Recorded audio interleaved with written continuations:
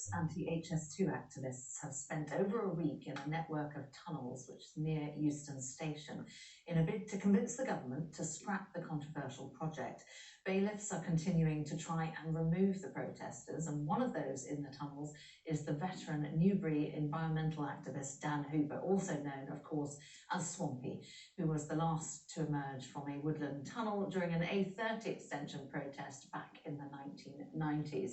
Well, with us now is Peter Faulding, who runs rescue response company Specialist Group International. He also safely excavated Swampy from his tunnels back in the 90s. Peter, really good to talk to you. I understand that you are warning against a cavalier eviction of these protesters. Good afternoon, Sam. Yes, I mean, it's just not been planned, this operation. HS2 only found out about the tunnel last Monday. Normally these operations would take at least 3 or 4 weeks to plan in depth. They've gone in the following morning. They had an eviction planned anyway to remove the trees. That's fair enough.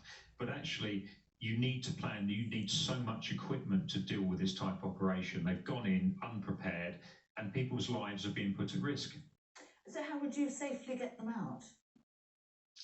It's a massive operation. You've got to get compressed air pumped down to them, and then you've got to open the main shaft up and shore it down, or create another shaft, which I believe that they've done, but it's actually taken 10 days just to get to the bottom of the main shaft so far. Normally that will probably be about a 4-day operation.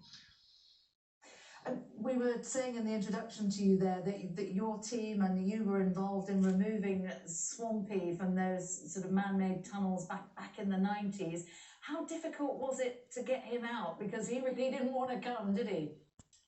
No, he didn't, and it was an interesting job. It was not, I believe, 9 days down that tunnel, and I was in conversation with him. That's the difference between this protest. No one's hardly talking to these people. I was chatting to him. We were giving them tea, coffee all day. And one of the interesting things is they actually dug an 18-foot shaft actually within the tunnel down to a little, what he called a wormhole we lived in. There were 6 occupants in that time. It was a very, very difficult operation. Then straight after that, we had Manchester Airport, and straight after that, we had the Birmingham Northern Relief Road. It took 4 weeks to get around 80 protesters out from underground at the Manchester Airport runway protests. And you said you were talking to Swampy back in those days. It might seem a bit of a strange question, but have you stayed in touch with him? Would you know how to talk to him now to try and persuade him to come out? I chatted to him the other day down the tunnel, because I'm actually on behalf of their legal team as an expert witness, and Daniel contacted me and he just said, you know, good to catch up after all these years, Pete, you know, and we had a good old chat, and they're informing me what's going on each day down the tunnel, and that's where I'm getting some of the concerns from, directly from them. And he won't lie to me. He's a decent guy. He's not actually, he's non-violent, and this is the thing about these protesters down the tunnel. They are not violent people, and they need to be treated properly.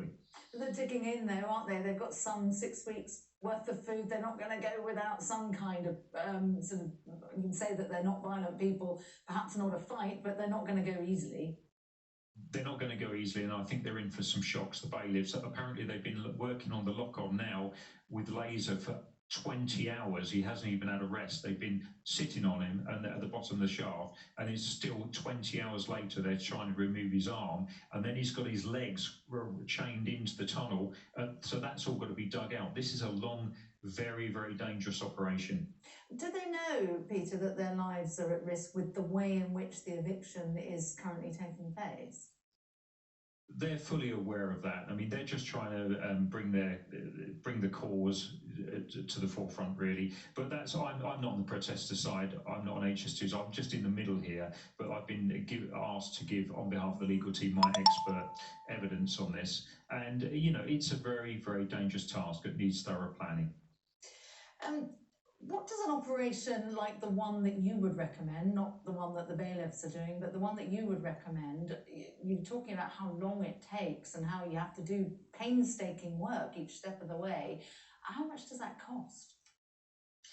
You're looking, this eviction is probably going to cost around the region of £3 or £4 million, I would assume. It's a very, very large cost. That's multi-agency. There's a lot of people here, security, bailiffs, there's a lot of people here.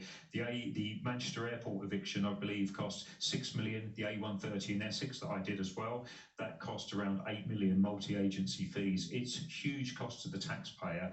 And also, you've got to get it right. If you don't get it right, it's massive reputational damage to the project. And that's what I'm worried about this project. HS2 are getting a really bad name here. They don't need to. They could have dialogue. It could have been planned a lot better. And you know, they said to me, if you were digging us out down here, it'd be fine. It would make it tough for you, but it would be difficult. It's not just reputational damage, though, is it, Peter? I mean, if one of those protesters gets injured, or you know that their lives are at risk, if say one of them dies or several of them die, then you know that's a pretty big financial liability as well, isn't it? That's my concern. And with the ground, a lot of rain we've had, they've not got proper air monitoring down there. They need to monitor the atmosphere. They need communications. They need a hardwired communications in case the tunnel collapsed. And whenever we did it, we had a full rescue team on site as well, just in case it went wrong. We marked the ground out above, so with the ground penetrating radar, so we knew exactly where the tunnels were to dig down just in case it all went badly wrong. There's a very high chance that someone's going to get seriously injured here, and also to the bailiffs who are actually going in. This isn't their profession. They're not tunneling specialists, they're bailiffs. Yeah, and when the Department for Transport is thinking about the cost to all of this, they presumably need to be thinking about that as well. They need to think about some, you know, serious court legal action after this. And I think, you know, I suggest the Department for Transport looked into the way this has initially been done. It's been a very poorly planned operation. And the judge did say, didn't he, refused to halt this eviction, but he did say that he wanted the concerns that you were raising to really be properly looked into. How much consultation has there been with you, and how much of what you've had to say has been taken on board? Well, the judge was very good, actually. He did take all my evidence on board and my experience. He's had my CV. He knows exactly what I've done. HS2 are fighting that in court currently.